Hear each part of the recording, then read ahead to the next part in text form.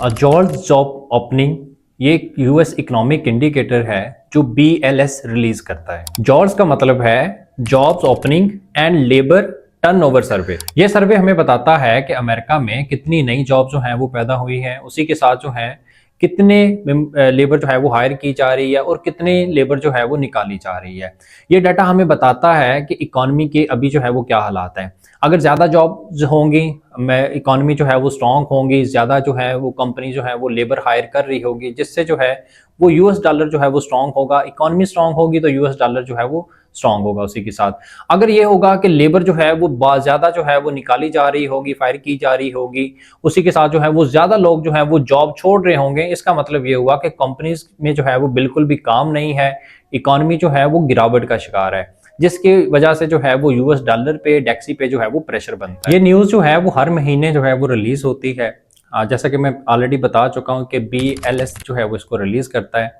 ठीक है, आप जो है जैसा कि अभी आज जो ये न्यूज़ है, आज 7 PM जो है वो न्यूज़ है। अगर हम जो है वो प्रीवियस डाटा को देखें तो 7.44 मिलियन का ये डाटा है।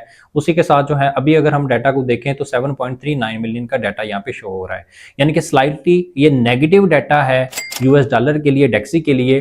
तो यहाँ पे अगर जो फोरकास्ट के मुताबिक डाटा आता है तो हमें कोई बड़ा मूव देखने को नजर नहीं आएगा।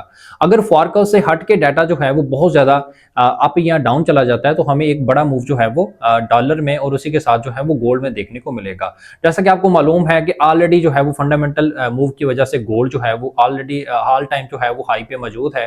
तो उसमें जो एक बड़ा जो एक बड़ी अहमियत का डाटा ये वाला होगा। अगर जो है डाटा ये बहुत ज्यादा कम आता है तो उसके साथ जो है वो ज्यादा प्रेशर जो है वो आ जाएगा फेड के ऊपर रेट कट करने में।